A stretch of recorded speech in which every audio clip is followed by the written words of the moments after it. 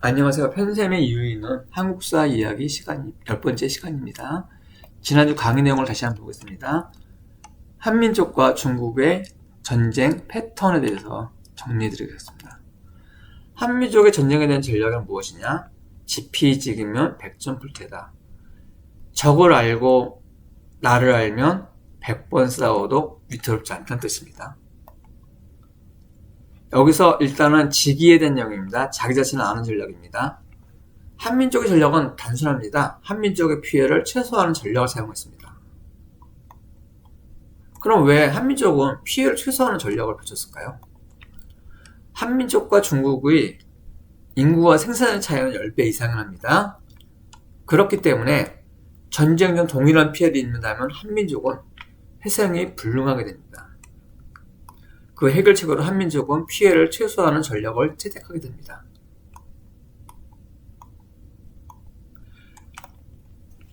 한민족의 피해를 최소화하는 전략 도구로는 활과 산성을 활용하게 됩니다. 활이 무엇일까요? 활은 칼이나 창과 같이 직접적인 신체 접촉을 피함을 통해서 피해를 최소화하지만 적에게는 치명적인 피해를 입을 수 있는 살상 도구였습니다. 산성, 한반도와 요동 국경은 산악지역이었습니다. 그래서 산성을 이용한 방어망을 구축했죠. 산성은 보기에는 되게 초라해 보입니다. 그러나 중국의 성에 비해서 월등한 방어력을 갖추고 있는 난공 불락 요새였습니다. 이것도 물론 지난주 강의 내용에 다 써 있습니다. 활용하시기 바랍니다. 지금까지 지기에 대해서 얘기했으면 이제 지피에 대한 얘기입니다. 상대방을 아는 전략입니다. 상대방을 아는 전략에는 대군의 약점인 보급 문제를 차단해 우리는 한국 민족은 집중했습니다. 대군의 약점은 무엇일까요? 대군은 보급이 이루어지지 않는다면 대군은 빠른 속도로 전투 불능 상태에 빠집니다. 왜? 보급이 이루어지지 않으면 사람 굶잖아요. 굶어가지고 어떻게 전쟁하겠어요? 한민족 전략은 보급 차단에 집중하게 됩니다. 그 방법으로는 청매작전을 쓰게 됩니다. 청매작전, 적군의 침투로 있는 주변 지역에 있는 식량을 모두 제거하는 작전입니다. 이렇게 되면은 적은 현지에서 보급 확보를 원천 차단하게 됩니다. 결국은 적의 보급은 적의 본토에서만 전달되게 됩니다. 이런 게 무슨 단점이 있냐? 적진의 깊숙이 들어갈수록 보급로가 길어지게 되겠죠. 그러면은 보급에 큰 차질을 빚게 되는 겁니다.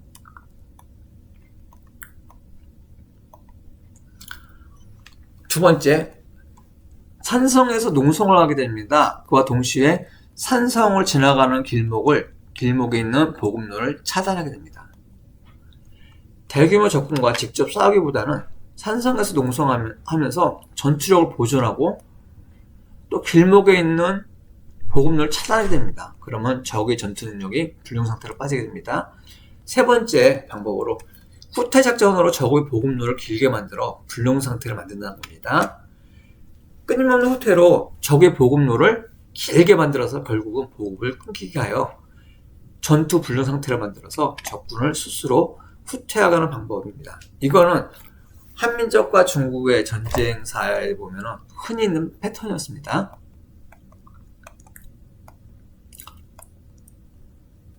이렇게 후퇴하는 적군을 재침을 화군을 제거합니다. 생산량이나 인구가 앞선 중국이나 이민족이 재침을 막기 위해서는 후퇴하는 적군을 초토화시켜서 재침의 의지를 꺾는 게 되게 중요합니다. 이렇기 때문에 살수 대첩을 하였고 노량 대첩을 했던 것입니다. 이상과 같이 지난주 한민족과 중국의 전쟁 패턴에 대해서 정리를 하도록 하겠습니다. 그럼 이번 주 강의 내용을 보겠습니다. 이번 주는 고구려와 수나라의 전쟁 이야기입니다. 고구려와 수의 전쟁 배경, 수나라가 세력을 확장합니다. 세력을 확장하면서 고구려에게 복속을 요구합니다.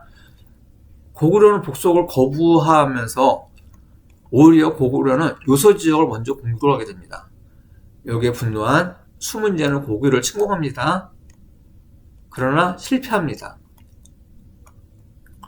그럼 수문제는 왜 실패했을까요? 수나라군은 수군과 육군을 동원한 30만 명의 대규모 병력을 동원했습니다. 그러나 식량이나 보급이 철저히 준비되지 않은 상태였습니다. 이런 상태에서 보급이 힘들어지니까 어떻게 돼요? 기근이 발생하게 되고 전염병이 발생하게 되겠죠. 전염병과 기근이 발생해서 전투력을 상실하게 되는 것입니다. 그래서 수문제의 30만 대군은 제대로 된 싸움 한번 하지 못하고 철수하게 됩니다. 그러면 수문제가 실패했던 원인을 보겠습니다.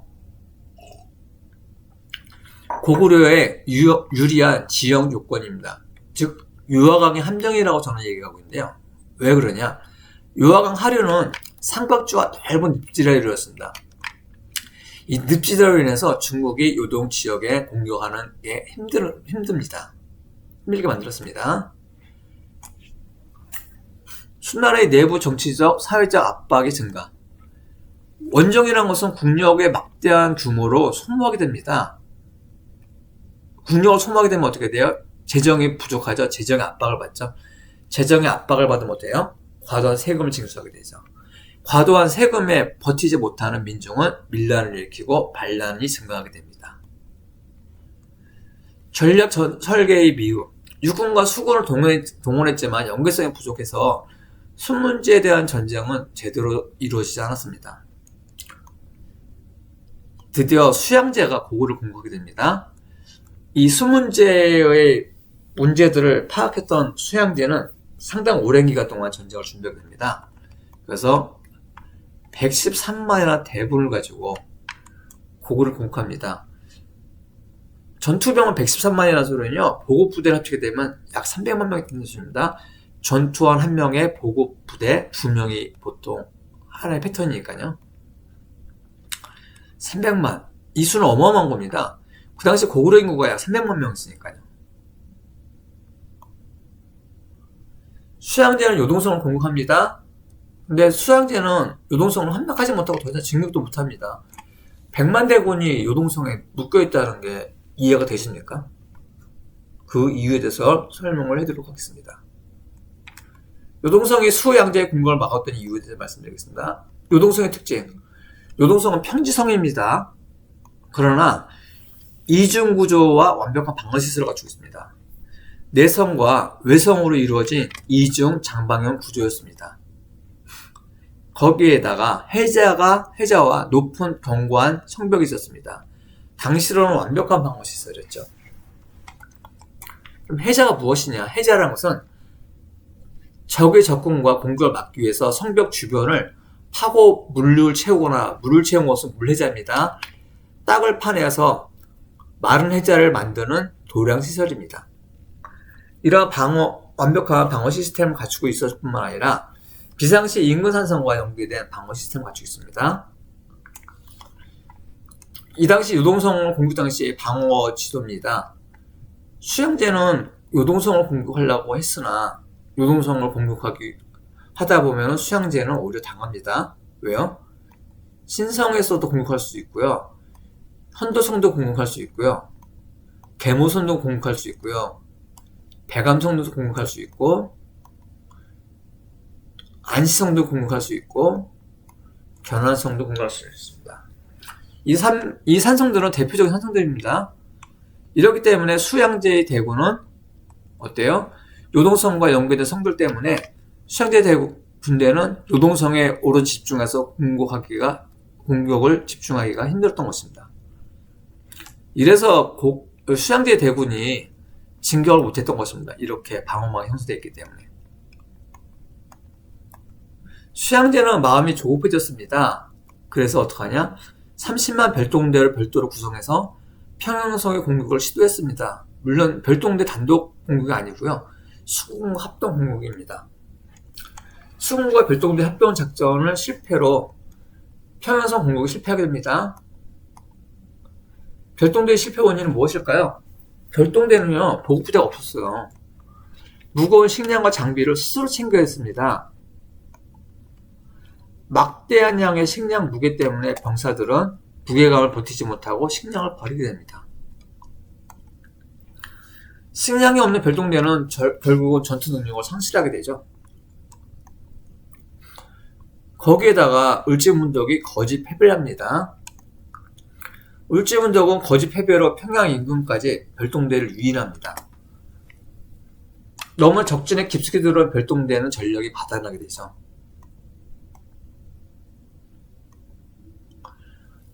거기에다가 수양제의 수군은 공을 세울 욕심 때문에 고구려의 유인체에 걸려서 패배하게 됩니다. 수군의 패배로 수군과 별동대의 연합작전은 실패하게 되죠.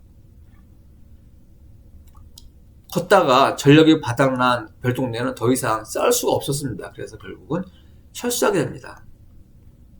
철수하는 길목을 지키고 있던 건 누구였어요? 을지문덕이죠. 을지문덕은 살수에서 수다라 별동대를 물리칩니다. 살수대첩입니다. 철수하는 별동대는 살수에서 고구려군의 기습을 받아 패배합니다. 30만 별동대 중에서 30만 명의 별동대 중에서 생존자가 2,000명에 불과하다는 게 말이 됩니까?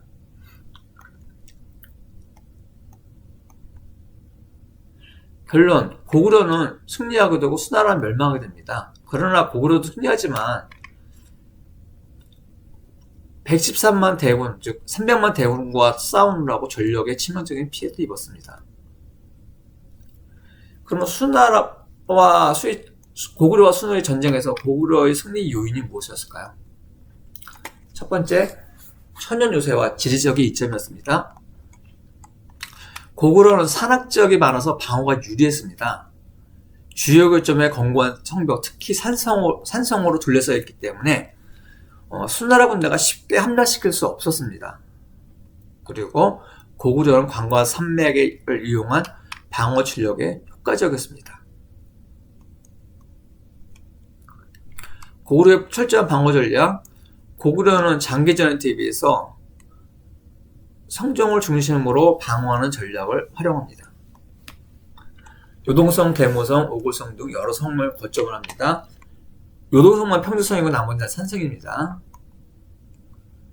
이렇기 때문에 수나라 군대는 요동성에 집중할 수 없었고 군대를 분산시키게 됩니다.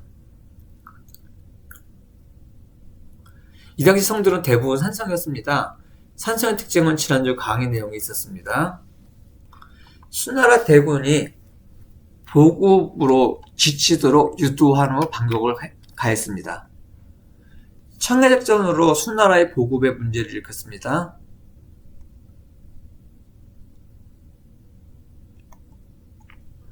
고구려와 수의 전쟁에서의 고구려 승리 요인, 수나라 군대의 내부 문제가 있었습니다. 수나라 군대는 보급이 어려워서 굶주림과 질병으로 인해서 전력이 급격히 약화되었습니다. 또한 장기간의 원정으로 인해서 사기가 저하가 되었습니다. 거기다가 기름에 불 붙는 격으로 수문제와 수양제는 강압적인 정책으로 인해서 군 내부의 분란이 커졌습니다. 결국 이것이 수나라의 멸망에 대한 원인입니다.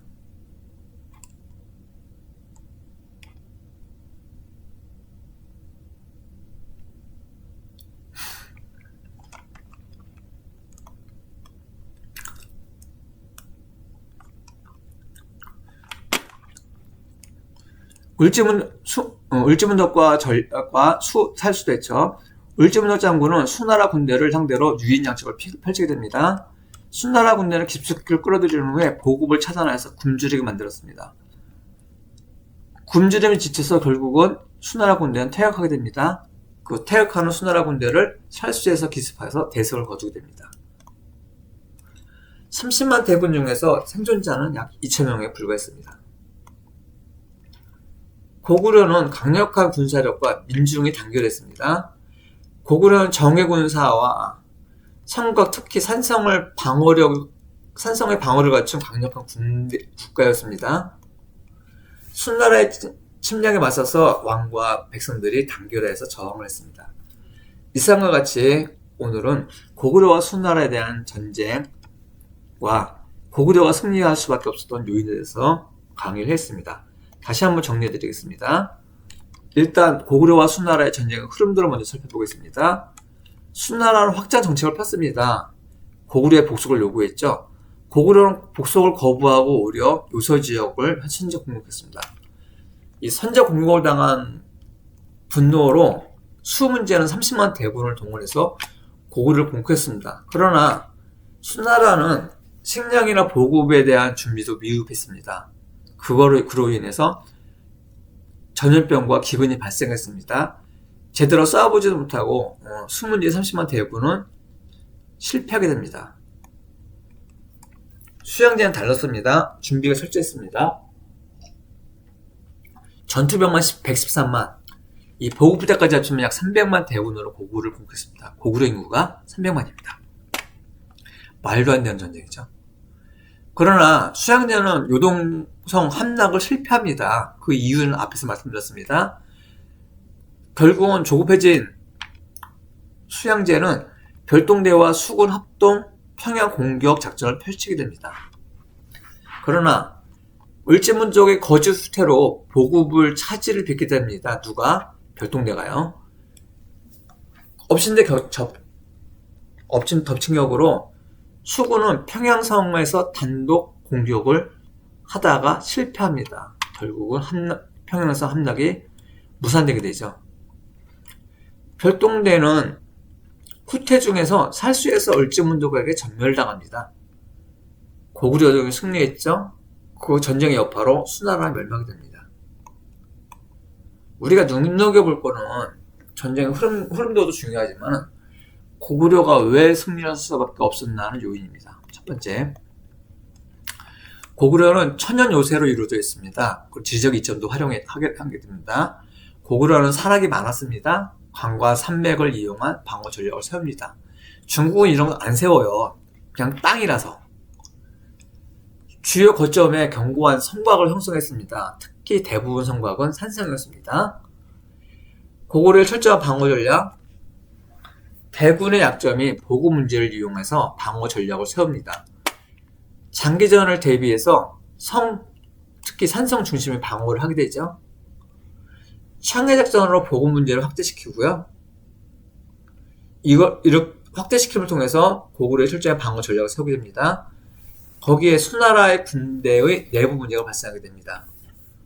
보급이 어려워지게 되니까 군사들은 굶주리게 되고요. 질병이 발생하게 돼서 전력을 약화를 가져왔습니다.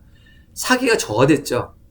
이 와중에서도 수문제와 양제는 분위기를 파악 못하고 강압 정책만 피게 됩니다. 이 강압 정책이 결국은 군 내부의 불만으로 확대하게 됩니다.